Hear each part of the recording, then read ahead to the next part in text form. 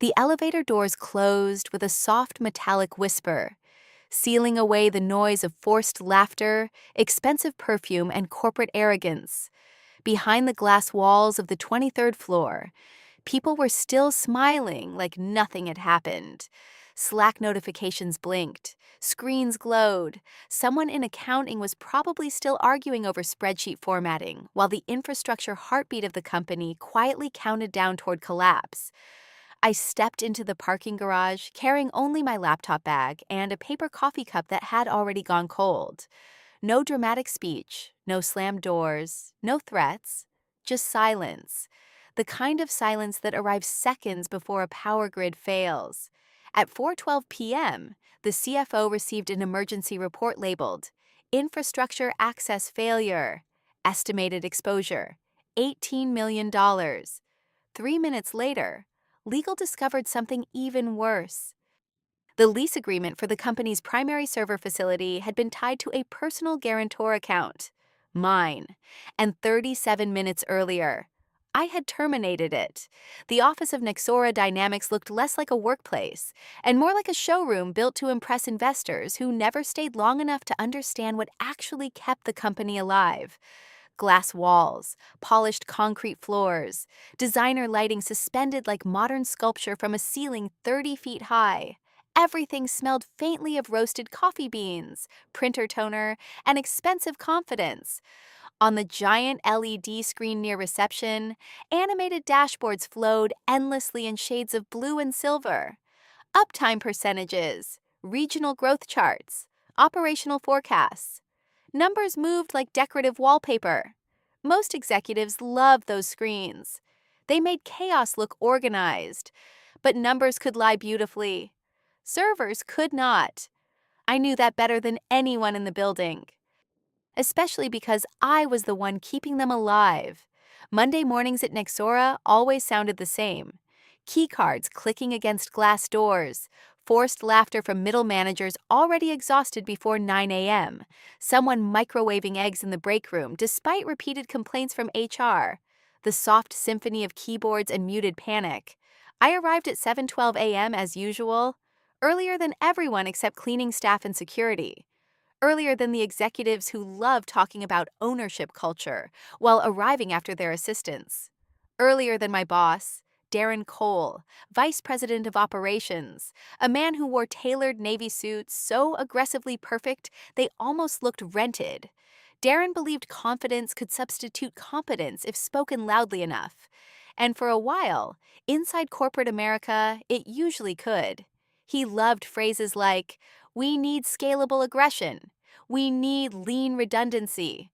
We need sharper cost discipline." Nobody knew what those phrases actually meant, but people nodded anyway, because Darren spoke the language of promotion reviews and investor calls. Unfortunately for the company, Darren also viewed infrastructure teams the same way people viewed plumbing: necessary, invisible, annoying when expensive. By 8:04 a.m., the executive floor was fully awake. Assistants rushed between conference rooms carrying tablets and cappuccinos like battlefield medics. Finance argued about forecasting variance. Marketing complained about system latency, while simultaneously refusing maintenance windows. Normal Monday. I sat in Network Operations Center B, half-lit room, cold air, 6 monitoring screens glowing across my desk. Green indicators everywhere, stable load balancing, database replication healthy, cloud synchronization intact, beautiful, peaceful, temporary. My name is Elena Vale, Senior Infrastructure Architect, 10 years in enterprise systems, 7 years at Nexora, 3 acquisitions survived, 2 ransomware attempts prevented, 1 Christmas Eve outage fixed alone while executives posted vacation photos from Aspen. Nobody applauded those moments, because successful infrastructure work is invisible by design. When systems function perfectly, executives assume they function automatically. That illusion becomes dangerous. Around 9:20 a.m., my inbox received a calendar invitation marked mandatory. Executive Cost Optimization Review, 11 a.m. Main Conference Hall. I already knew what that meant. Someone in finance had discovered operational costs.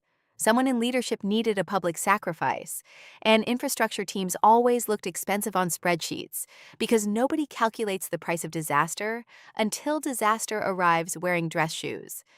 Across from me, Marcus from cybersecurity slowly removed one earbud. "You got invited too?" he asked. I nodded. He winced immediately. "That bad?" "Depends," I said calmly. "Did Darren use the word optimization or transformation?" Marcus checked his phone. "Optimization." I leaned back in my chair. Then someone's getting humiliated publicly. He stared at me for a second. "You sound weirdly experienced with this." "I work in infrastructure," I replied. "Disaster prediction is basically our love language." That earned a laugh, small one, nervous one, because everybody knew morale inside Nexora had changed during the last 6 months. The company had grown too quickly. New executives arrived weekly. Consultants started appearing in hallways wearing identical white sneakers and carrying slides filled with arrows pointing upward. Whenever consultants appear in large numbers, employees quietly start updating resumes. By 10:43 a.m., the conference hall began filling. Glass walls overlooked downtown like the room itself needed witnesses. 43 employees, department leads, operations, finance, security, infrastructure. Even HR attended, which usually meant leadership expected emotional fallout. At the front stood Darren. Perfect posture, perfect smile, perfect performance. Beside him glowed a massive presentation titled Operational Efficiency Realignment. Corporate language was incredible. You could disguise almost any cruelty if the font looked expensive enough. Darren paced slowly across the stage while speaking with the confidence of a man who had never personally repaired anything more complicated than a golf simulator.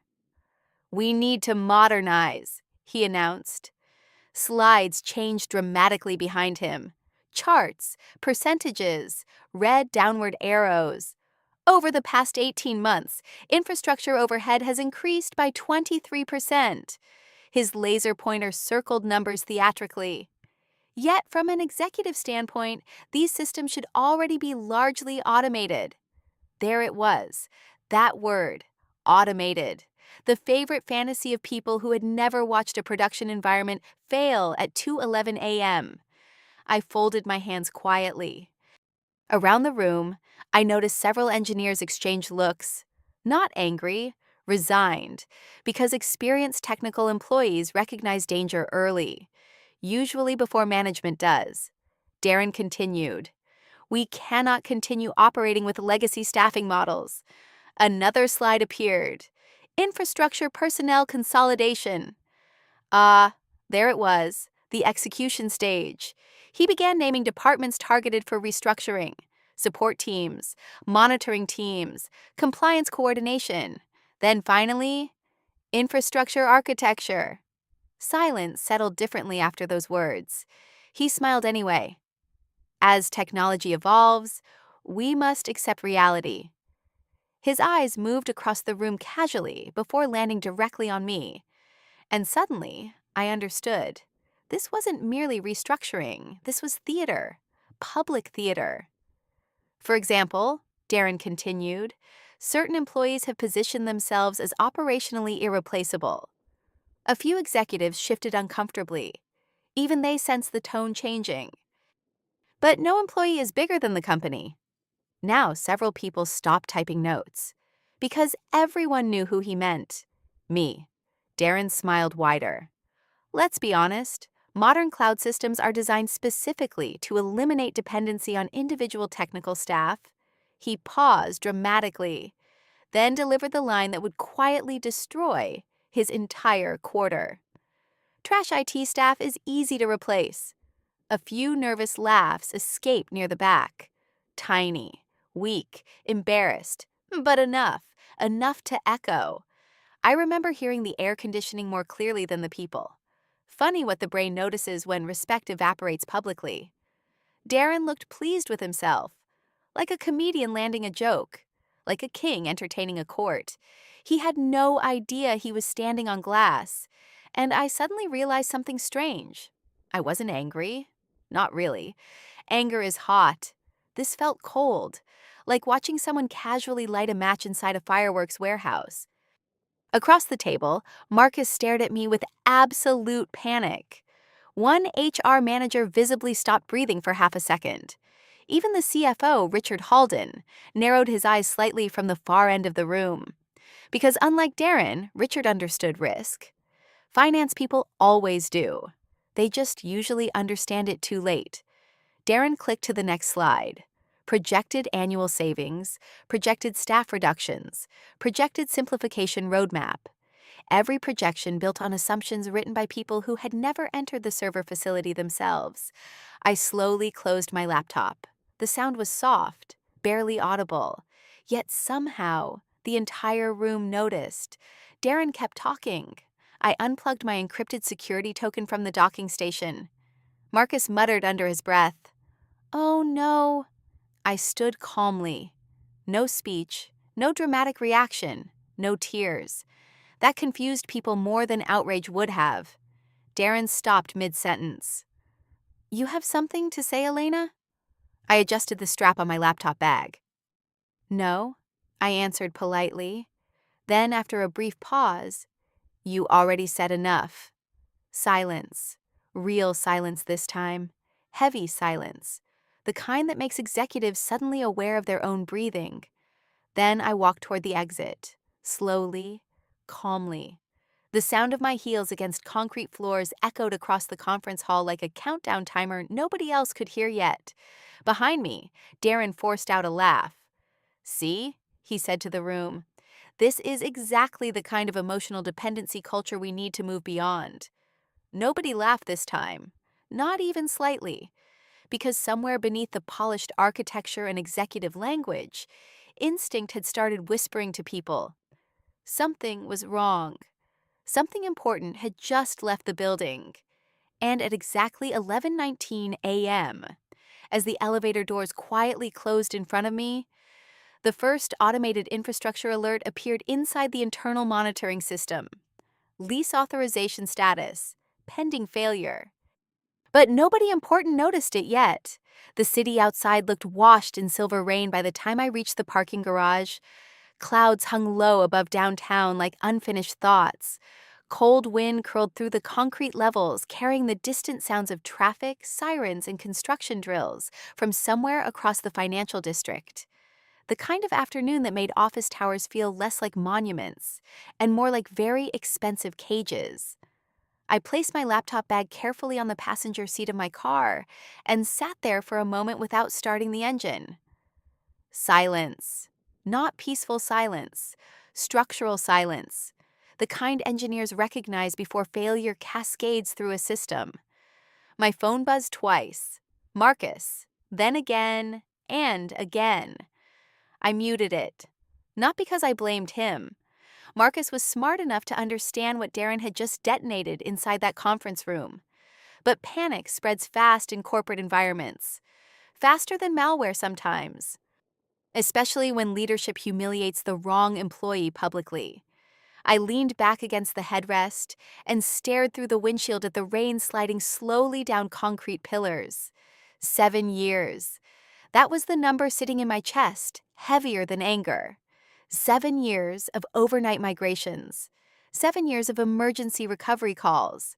7 years of patching broken systems, while executives practiced phrases like operational excellence for shareholder meetings. People think infrastructure work is technical. Mostly, it's psychological. You spend years learning which disasters executives will ignore until they become expensive enough to respect. At 11:42 a.m., my phone vibrated again, this time from legal. Interesting. I didn't answer. Instead, I opened the secure admin application on my tablet. 3 authentication prompts, 2 biometric scans, 1 final authorization screen, Nexora Primary Facility Access Agreement, status, active, personal guarantor, Elena Vale. I stared at the screen for several seconds. Most employees never knew agreements like this existed, executives especially. Because executives love ownership when success appears in headlines, but responsibility quietly migrates downward into technical departments where competent people still exist. 3 years earlier, during Nexora's second expansion phase, the company had nearly lost access to its primary infrastructure facility after a financing dispute delayed approval signatures for 6 weeks. Nobody from leadership handled it. Nobody from finance wanted liability attached to their name. So I did. Temporary solution, they called it. Just until legal finalized restructuring. Legal never finalized it. Because companies forget invisible problems, the second systems begin functioning again. Now that invisible signature sat quietly inside a legally binding infrastructure lease, supporting nearly 80% of Nexora's operations, including client authentication, payment routing, inventory synchronization, international logistics servers, vendor access gateways, backup replication nodes, beautiful architecture, fragile politics. At 11:58 a.m., another call arrived. This time, Richard Halden, the CFO. I answered after the third ring. Elena. His voice sounded controlled, too controlled, which meant fear had already entered the room. Richard. A pause followed. In the background, I heard overlapping voices, rapid typing, somebody speaking too loudly. Crisis acoustics. Where are you? He asked. Parking garage. Another pause. Then carefully.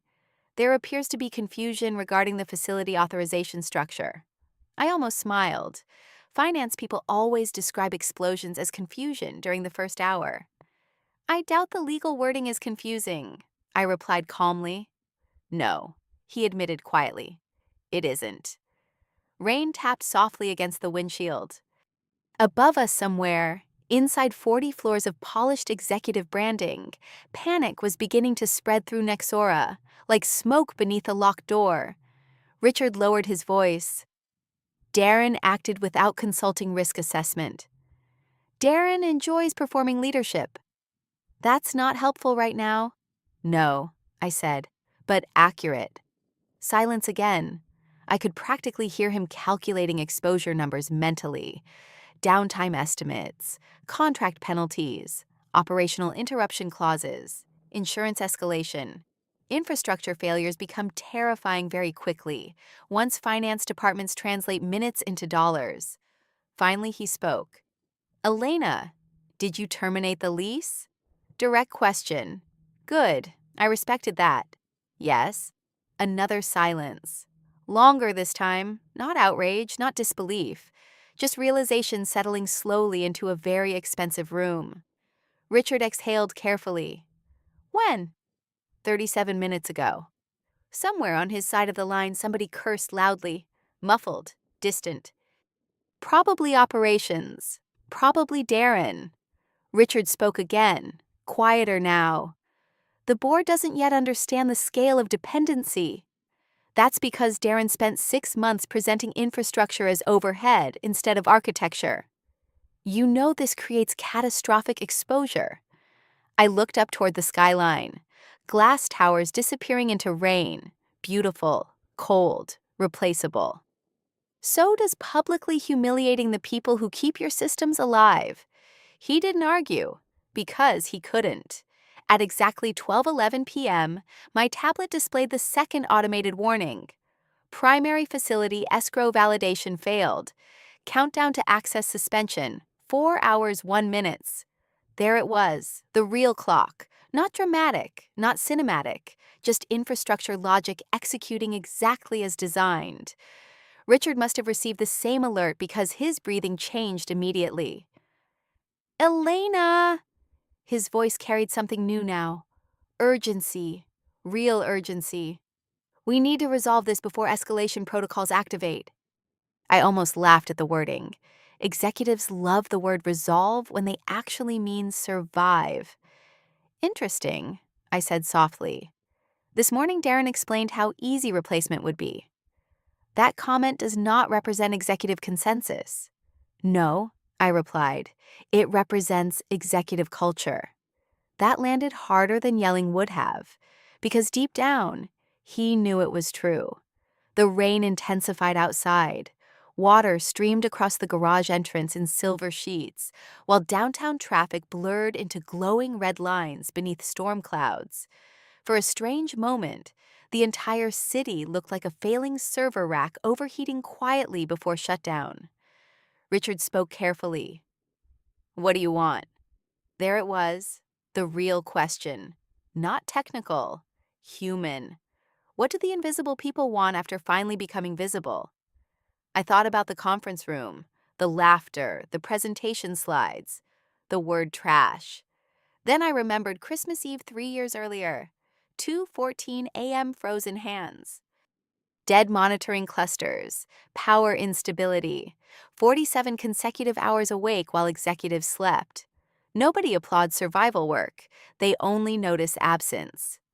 "I want respect," I answered calmly. Richard didn't respond immediately, because respect is expensive once neglected too long. Finally, he said, "Come back upstairs. Let's discuss this professionally." Professionally. Corporate language again. The same people who publicly humiliate employees always rediscover professionalism during emergencies. I checked the tablet again. 3 hours 48 minutes remaining. Soon the facility provider would begin automated shutdown preparation, then access restrictions, then regional failover instability, then chaos. Not immediate collapse. Worse, slow collapse. The kind that gives executives enough time to fully understand what's happening before everything stops responding. My phone suddenly exploded with notifications: operations managers, network alerts, security escalation. 3 missed calls from Darren, 1 voicemail. I played it on speaker. "Elena, this ridiculous stunt needs to stop immediately," Darren snapped. "You don't hold this company hostage because your feelings got hurt. Return to the building now." Click. I stared at the phone, then genuinely smiled for the first time all day, because Darren still didn't understand. This wasn't revenge. Revenge is emotional. Infrastructure is mathematical, and mathematics does not care about executive ego. Richard must have sensed my reaction. What did he say? Nothing useful. "Elena." "Richard," I interrupted softly. "By this morning, your executives considered infrastructure disposable." Thunder rolled faintly somewhere above downtown. Now you're about to discover the difference between visible employees and critical ones. Another silence settled between us, heavy, electric. Then suddenly, faintly through the phone, I heard someone inside the executive floor say the words that changed the atmosphere entirely. "The Chicago replication cluster just went offline." Everything shifted after that, because panic becomes real the second systems stop blinking green. And upstairs, somewhere behind glass walls and polished leadership smiles, people were finally starting to understand how expensive invisible employees can become. If you've ever watched someone underestimate the quiet person in the room, subscribe now, because the most dangerous collapses never begin with shouting. They begin with confidence, with executives laughing in glass conference rooms, with someone saying they're easy to replace. And then one ordinary afternoon turns into legal calls, infrastructure failures, locked contracts, and silence thick enough to stop an entire company from breathing. Comment below. What was the moment you realized the boss had already lost control? By 12:43 p.m., Nixora Dynamics no longer sounded like a technology company. It sounded like an airport during a storm cancellation.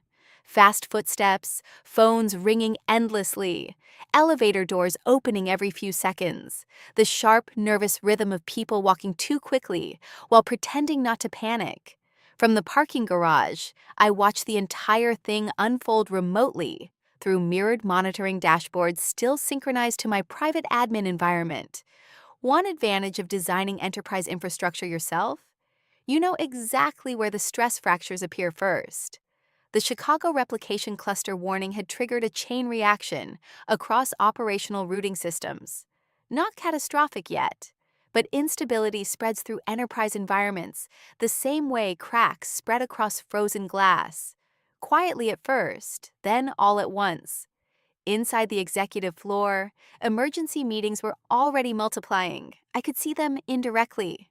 Conference room occupancy sensors, internal bridge call requests, escalation priority spikes.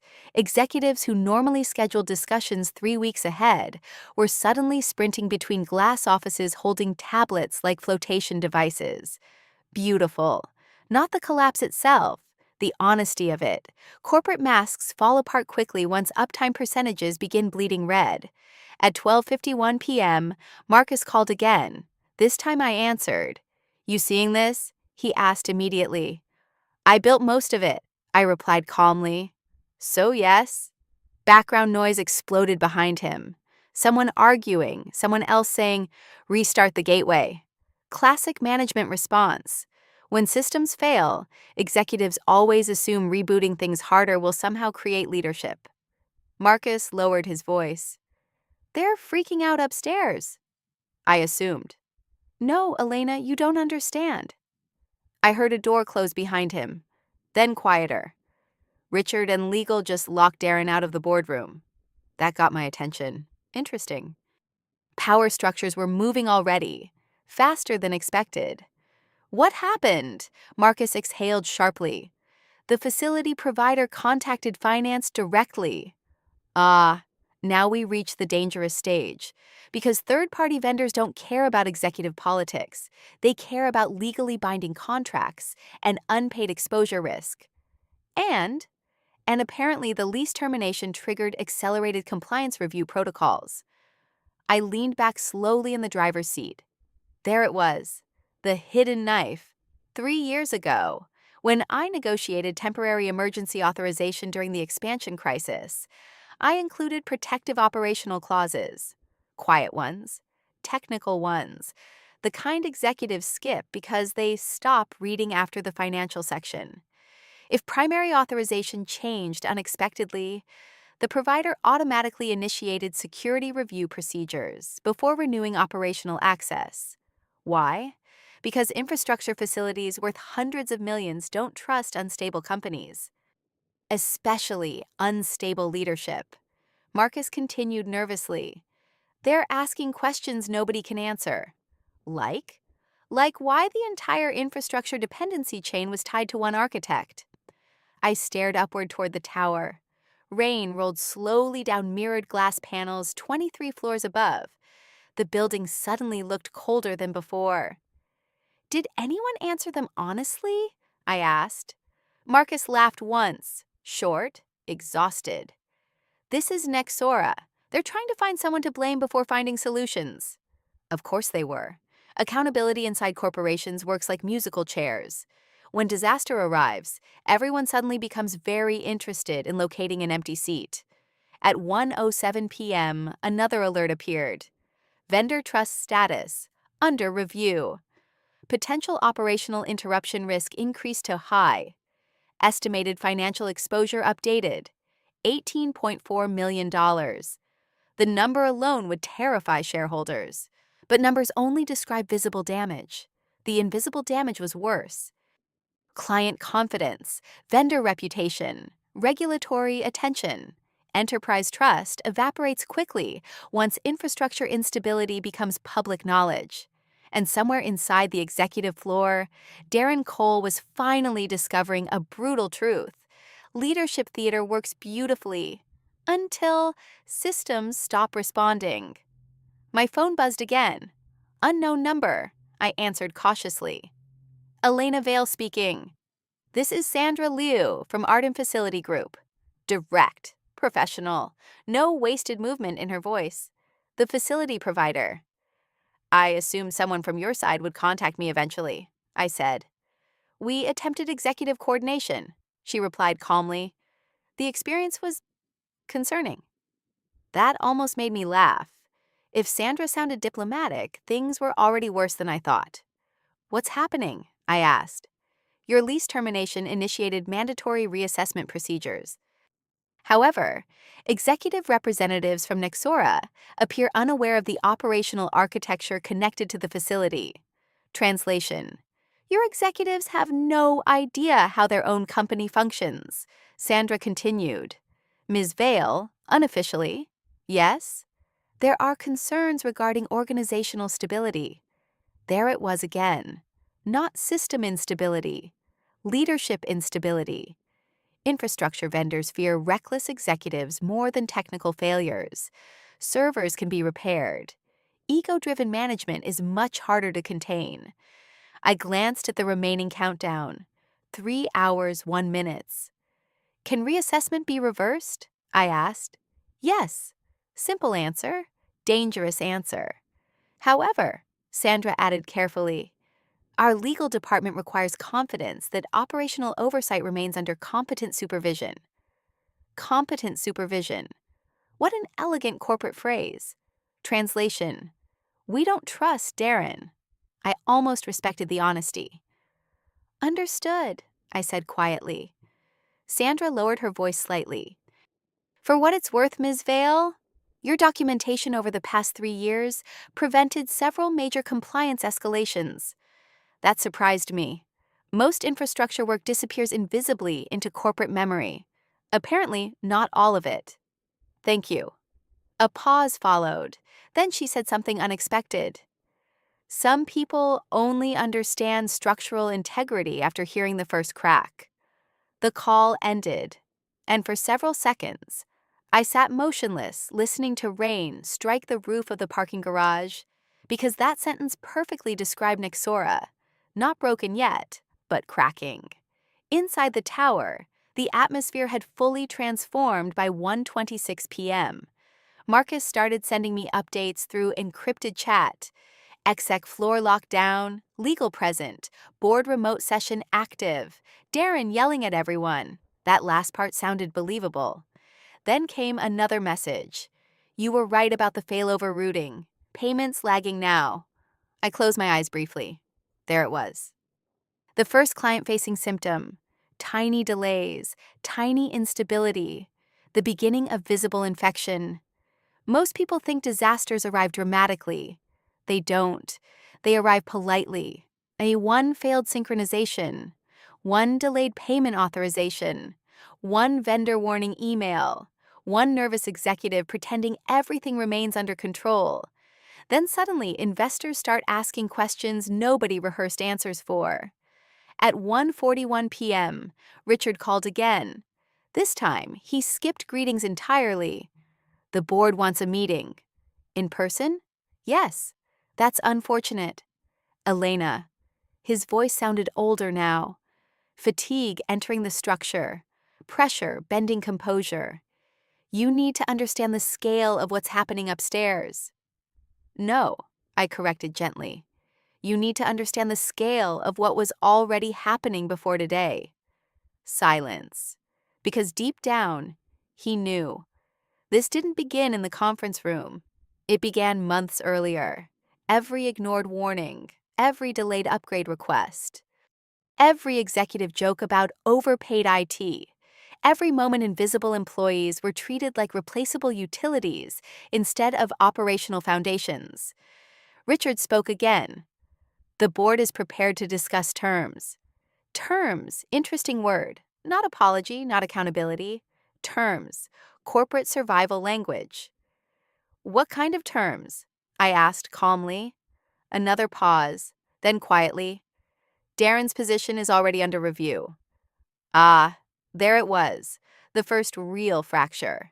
Not technical, political, because once executives start sacrificing each other publicly, collapse accelerates. The rain outside intensified again, turning downtown streets into blurred rivers of reflected brake lights and neon. The city looked like a motherboard overheating beneath storm clouds. Beautiful, unstable.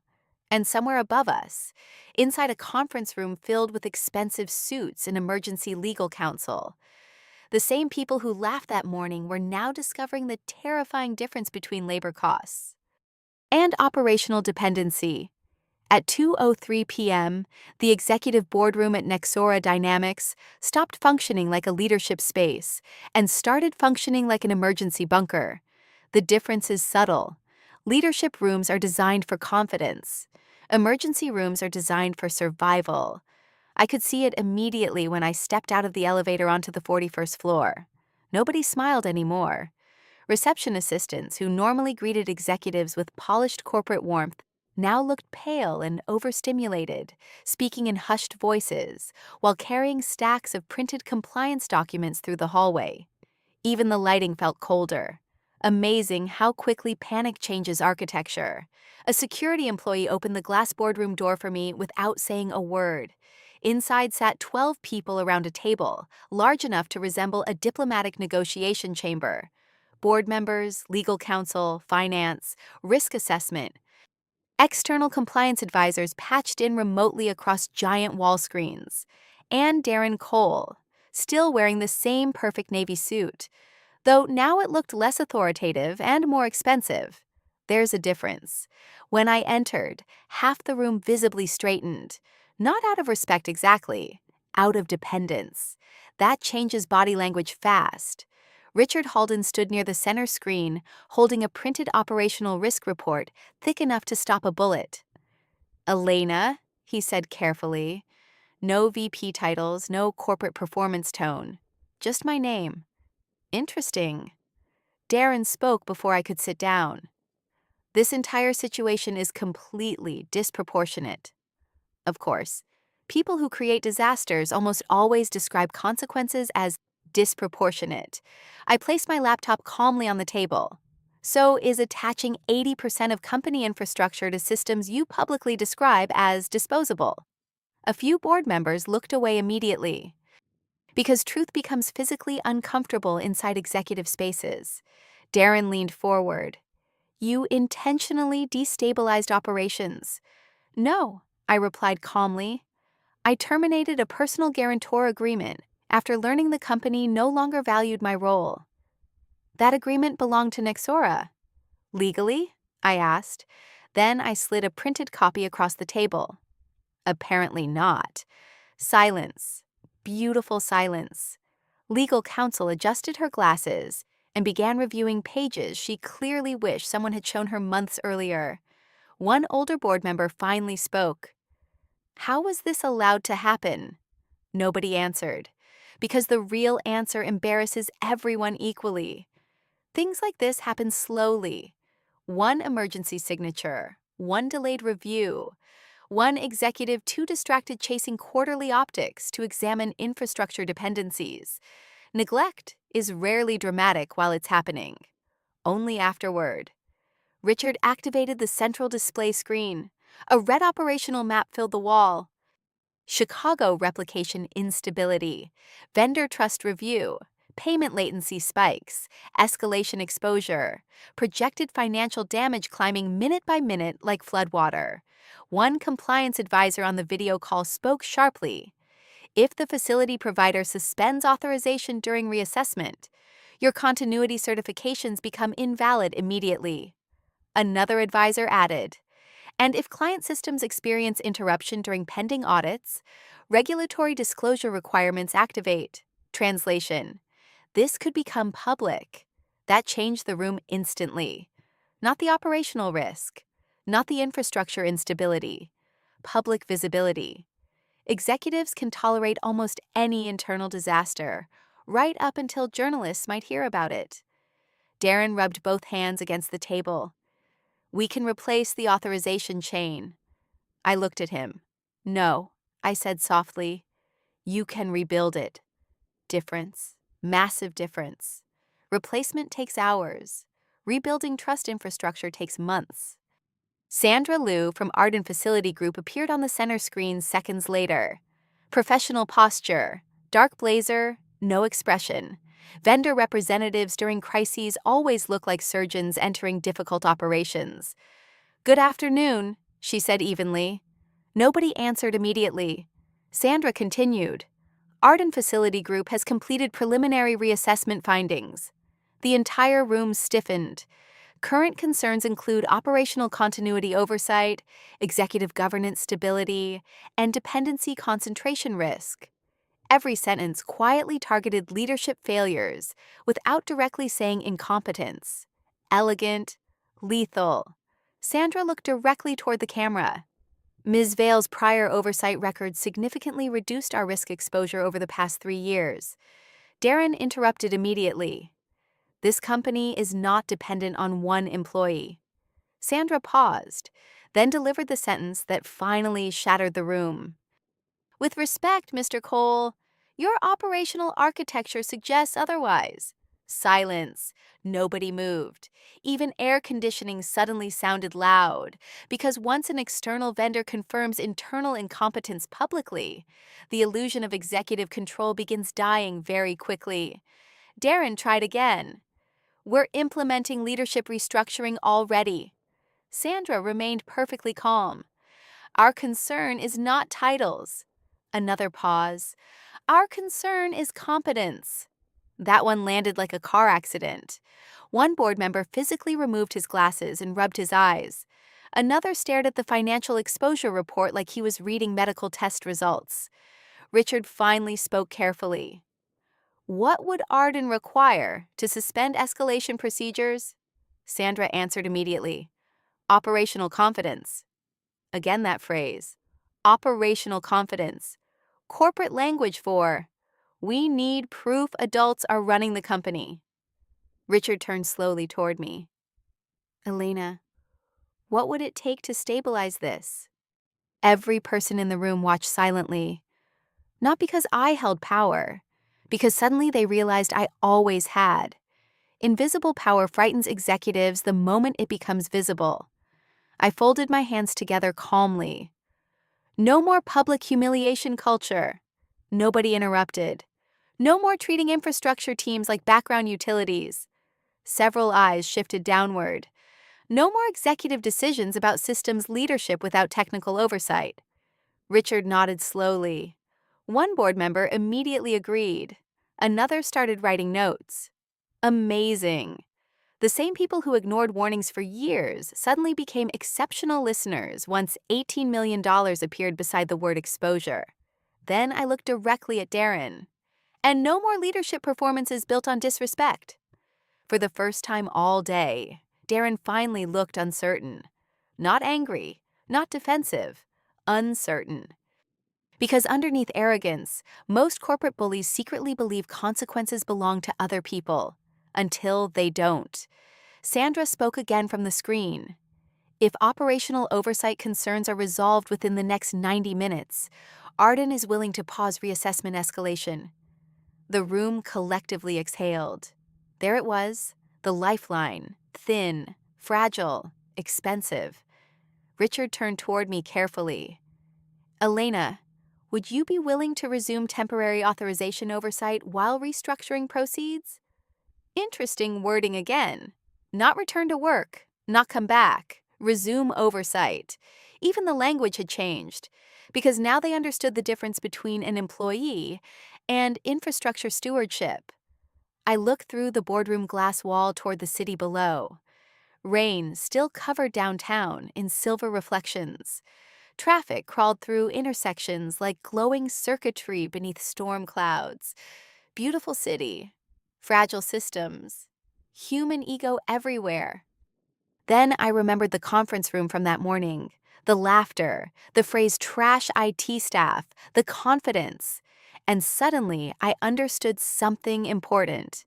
Darren hadn't failed because he hated technical employees. He failed because he genuinely believed visibility equals value, that the loudest people mattered most, that polished presentations outweighed invisible maintenance. But civilization itself survives because invisible people quietly prevent collapse every single day.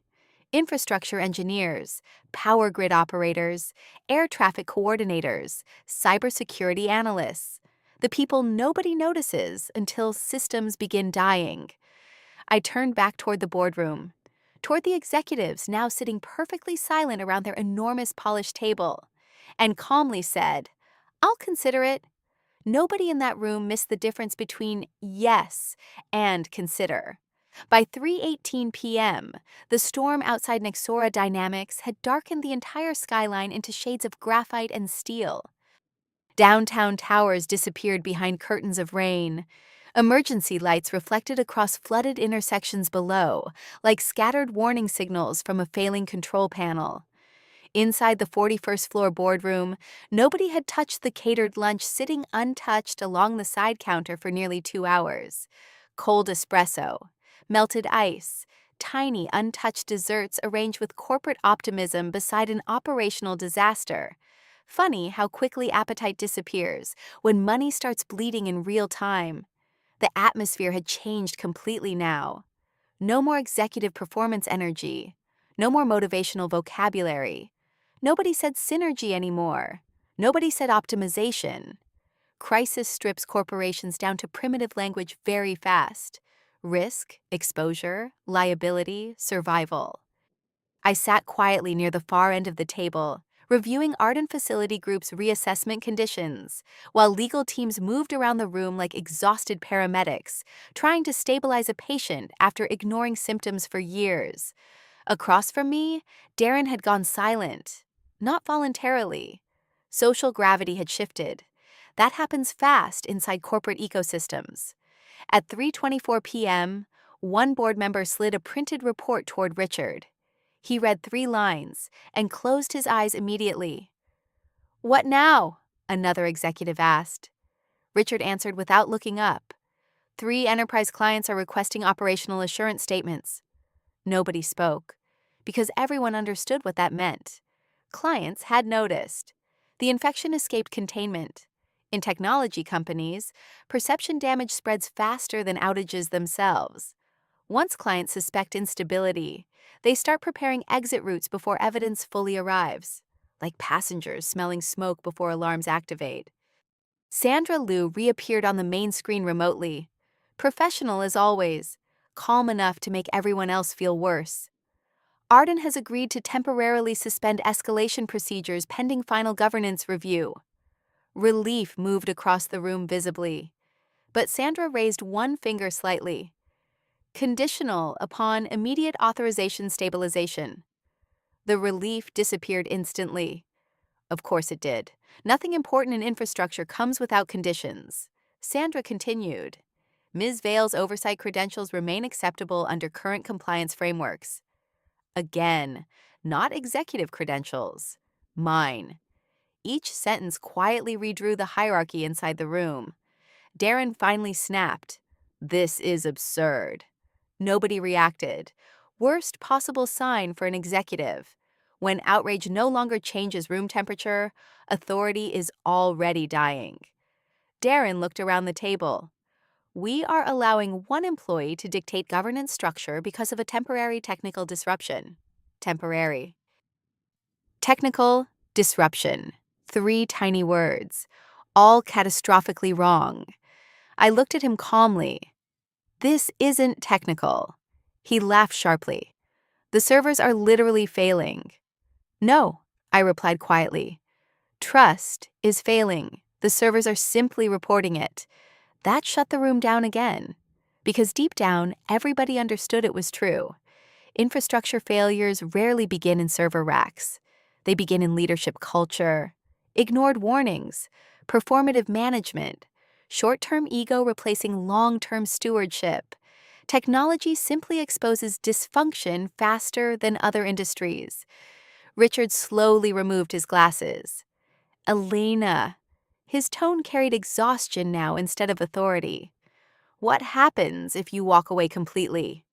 No corporate wording this time, no strategy language, just truth. I answered honestly. At first, delays. The room stayed silent.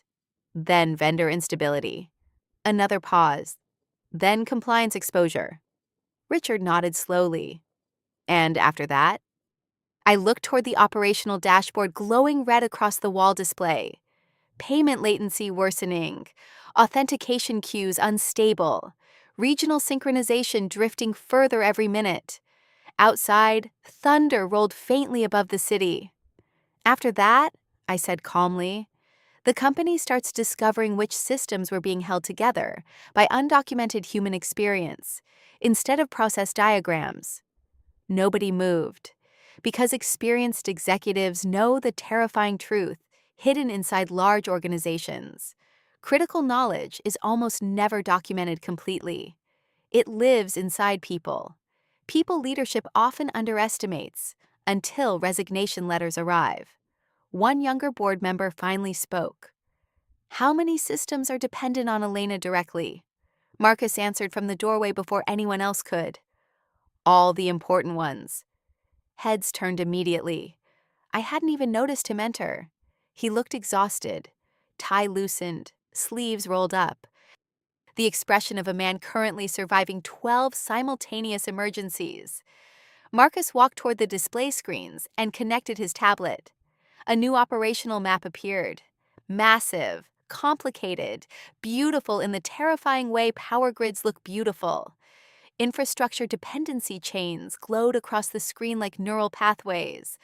Authentication clusters, vendor routing, disaster recovery sequencing, facility escalation logic, cross-region replication controls, hundreds of invisible relationships holding Nexora together beneath the polished executive surface. Marcus pointed quietly. Elena designed this after the Denver outage. Another section. She rebuilt this after the ransomware attempt. Another. She prevented this from collapsing during the acquisition migration. Nobody interrupted him, because for the first time, executives were seeing the invisible architecture beneath their own company. Most had probably never looked at it before. Marcus turned toward the board slowly. You all thought infrastructure was background maintenance. He pointed toward the glowing network map. This is the company. Silence. Heavy silence. The kind that permanently changes rooms. Darren stood abruptly. This is emotional manipulation. Marcus stared at him in disbelief, then actually laughed. Not nervous laughter. Real laughter. Dangerous laughter. You publicly insulted the person holding together 80% of company operations, Marcus said. And now you think consequences are manipulation? Darren looked toward Richard. You're allowing staff insubordination during an active crisis? Richard didn't answer immediately. That terrified Darren more than confrontation would have, because absence of support inside executive spaces feels like oxygen disappearing. Finally, Richard spoke quietly. No, Darren. Another pause.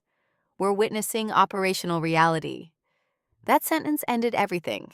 Not formally, not legally, but socially.